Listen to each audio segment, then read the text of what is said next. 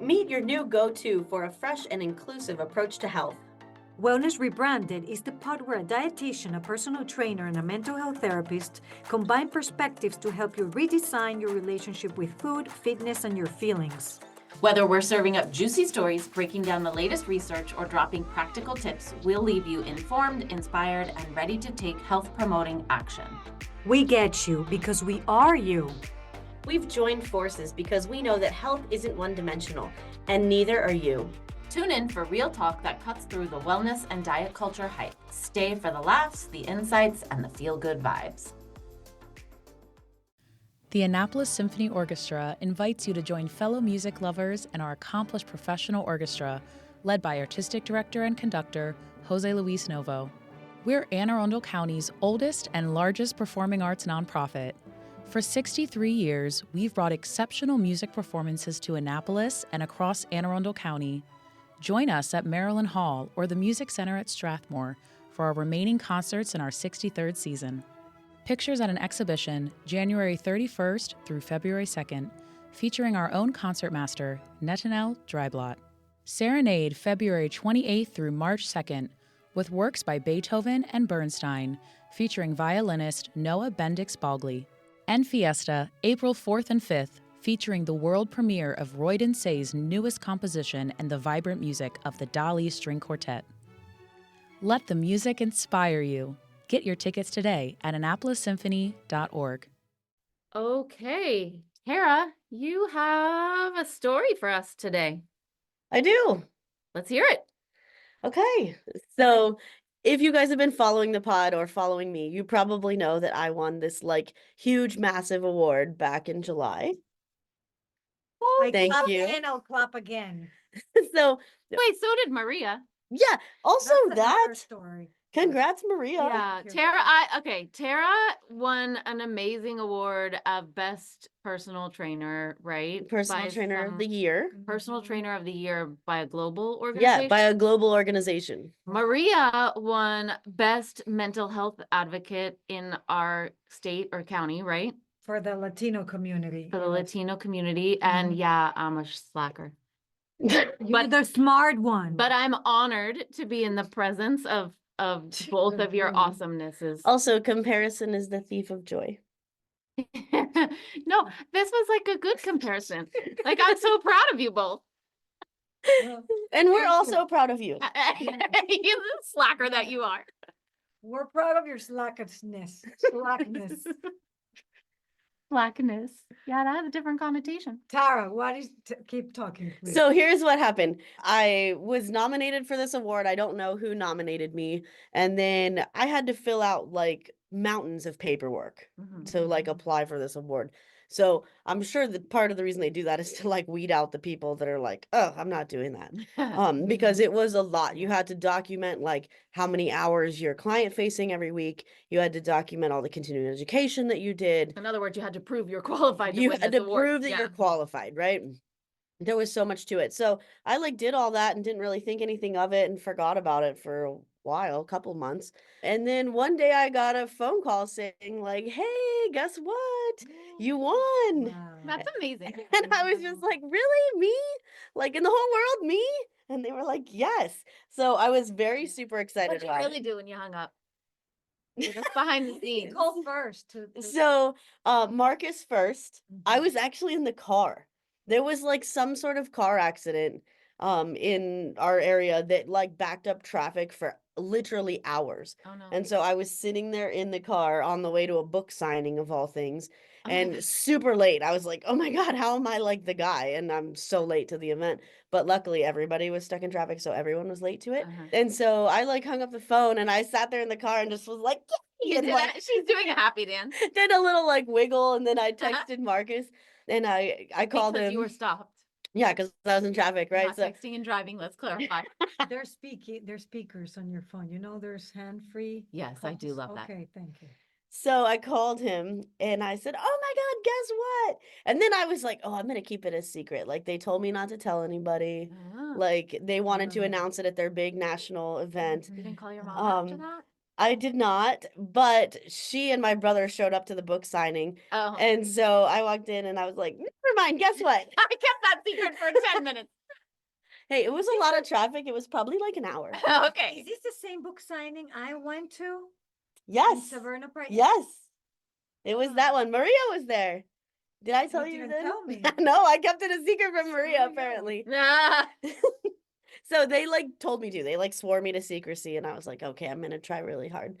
So, so I mostly kept it a secret. But then like another few months went by, and they finally put it out on Facebook. And it wasn't just me winning this award.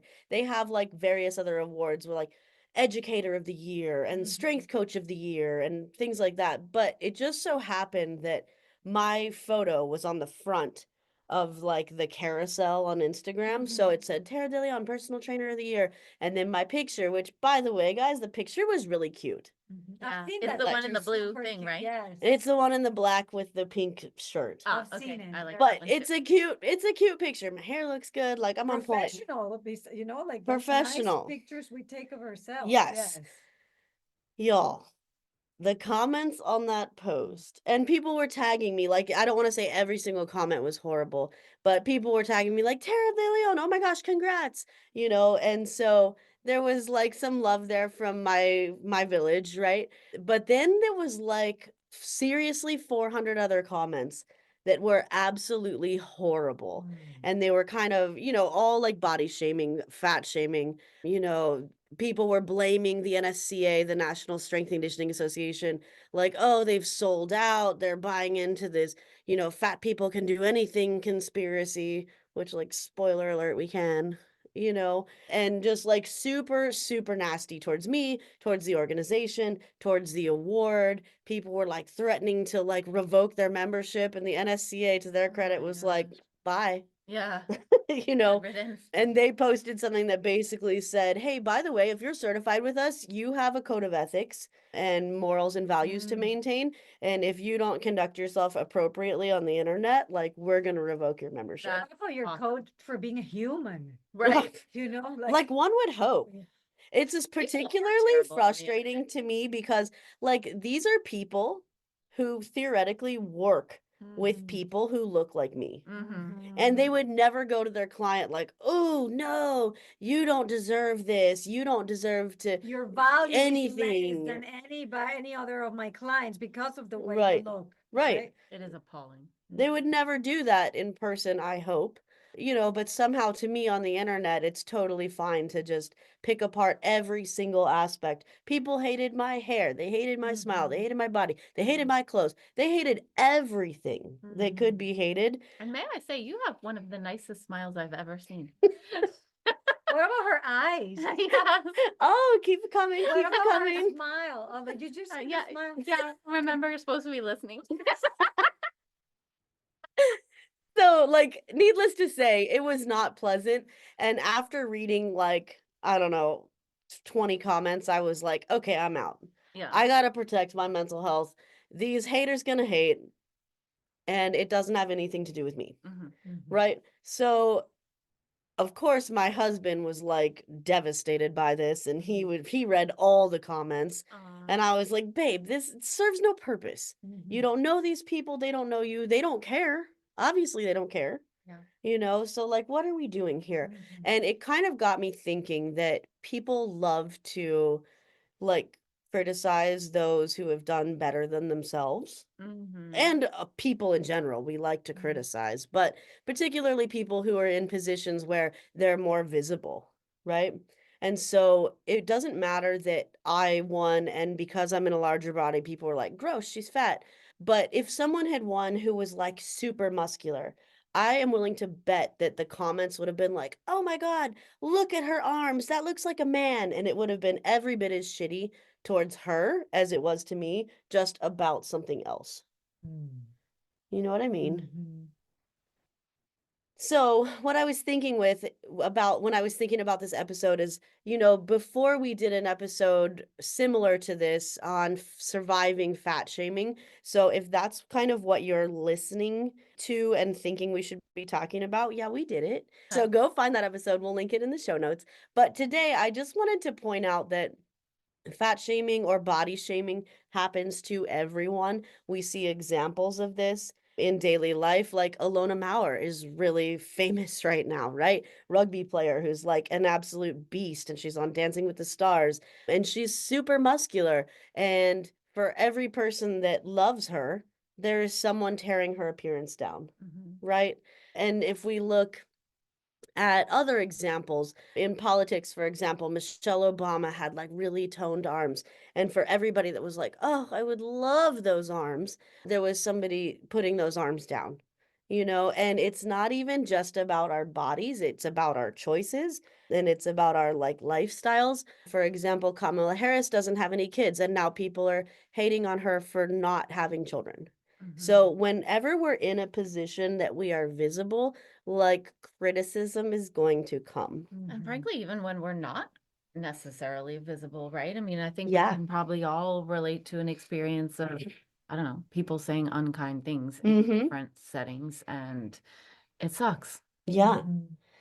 And something that I was thinking about with this episode is that I just want to reiterate that like your worth is not in your body. You're a valuable human being just for being you. Right? It's about your soul. It's about your knowledge. It's about your everything that's you. And your body is the least interesting thing about you. Well, it's also such a great example of how the goalposts are always moving, right? I mean, Yes. you could run through, I'm sure, many, many, many, many examples of different people being, body shamed for different reasons.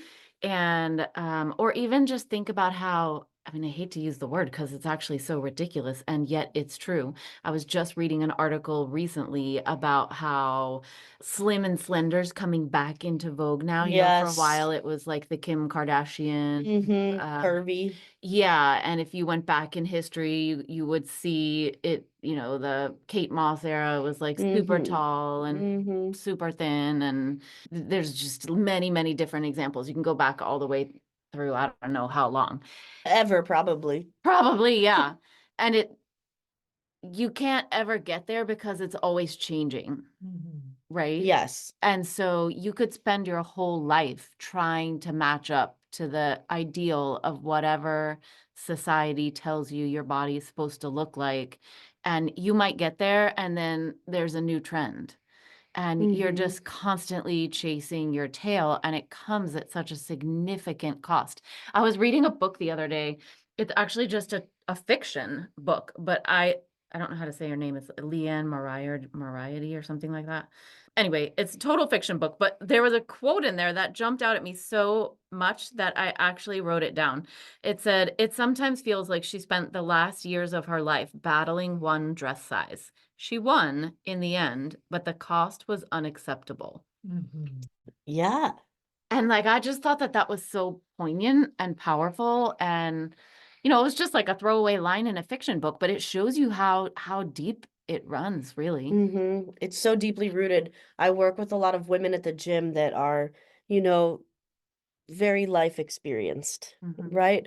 They're in their 70s, their 80s. And when I talk to them about their goals, it's usually to fit into a smaller dress. And it's like, man, that's what you want to focus on with the last however many years of your life. This is the priority. Well, and I mean, I understand why. Yes. I understand why people feel that way. There's so much freaking pressure. Yeah, the diet culture No is shame so on you if strong. you do feel that way. I mean, heck, probably any one of us would say we could feel that way, Yeah, right? absolutely. Particularly after events like this, it definitely starts you thinking like, oh, I was okay in my body and content with how I look and happy with how I can move and do all these things, right? But now, because all these other people have told me like I shouldn't be happy about it, it makes you kind of reassess like, oh, am I okay? And it's just kind of like a trash feeling, you know? I want to piggyback on what you were saying before about self-worth. And you were saying it's not attached to how we look, it's not attached to what we do, because there's a reason why human rights are out there.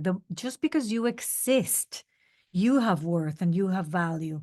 But over time, we've learned that no, is this internal competition, sometimes with ourselves or other people, what give us value as human beings. And we lost it on the way because there's all this pressure, and that's sad. So just a quick reminder that your worth has nothing to do with how you look or what you do or the roles and responsibilities that you have. You were born with it just for the sole fact that you exist. Mm-hmm. I 100%. know, it's just sad. You don't have to Mic like drop. earn your worthiness. No, that's not something you earn. You were born with it. Mm-hmm. Everyone was born with it. Yeah. Wouldn't the world be so much nicer if that was Mhm. such a more prominent message? Yeah. Mm-hmm.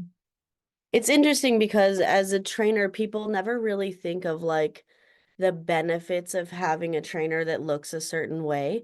And yet society tells us that we want all of our trainers to be like, thin and, Mhm. bodybuilder-esque, right? Mhm. And a lot of people in larger bodies like move differently. I have to adjust stuff at the gym when I do it. I can't do it the same way that some other people do it because my body doesn't fit the same way in the machine or my body doesn't move the same way. So, like, there are benefits Mm-hmm. to having different size trainers. Like, representation matters, right? Mhm. In all aspects, but Mhm. in this instance, in the gym, so that we have people that can help you when those little things crop up and you need a Mhm. modification for something. Mm-hmm. Yeah. Because when I was a skinny trainer, like, I never thought about doing a child's pose and having to open my legs a little wider so that my belly fit in there. Like, Mhm. it wouldn't have never occurred to me. So that's like no shade to like thinner trainers. It's just something that hasn't occurred to them yet. And by hiring a trainer in a larger body, they might understand how your body needs to move, Mhm. right? It's a really good Mhm. point. So all that to say basically is that I think that body shaming is going to happen to everyone at some point, as much as I hate that, especially if you're like visible or having success, it makes it even easier. Like haters going to hate, you know? Well, and I think it's so important to point out that the whole point of the conversation is that when there's so much focus on how our bodies look, and when there's this quote unquote standard that we're all supposed to be striving for, it impacts everyone. It disproportionately impacts people in larger bodies who experience the effects of weight stigma, who move through a world that isn't necessarily accommodating to their body or as accommodating to their body shape and size as perhaps someone in a smaller body. But it impacts everyone because everyone feels the pressure of intense focus on their bodies, period. And people who are in smaller bodies may feel fear or pressure to stay there, or can send you into, disordered behaviors to try and maintain it, or can be really difficult to grapple when your body changes, for example. And so everyone benefits if we can push back on it and change the narrative and create a different, safer, more inclusive environment. Yes. 1000%. And part of that is listening to what other people are saying. I'm sure that there were people in the comments of that post that are trainers in larger bodies, and they probably read those comments and thought, I want to stay as far away from this as I possibly can because I don't want the, fire to be turned on me, or maybe I shouldn't try to like put myself out there and speak at conferences and be more visible and win awards and such because I don't want this same experience. So even when we see that these things are happening to other people or we hear things being said about other people's bodies, other people are listening to that and we're absorbing that too.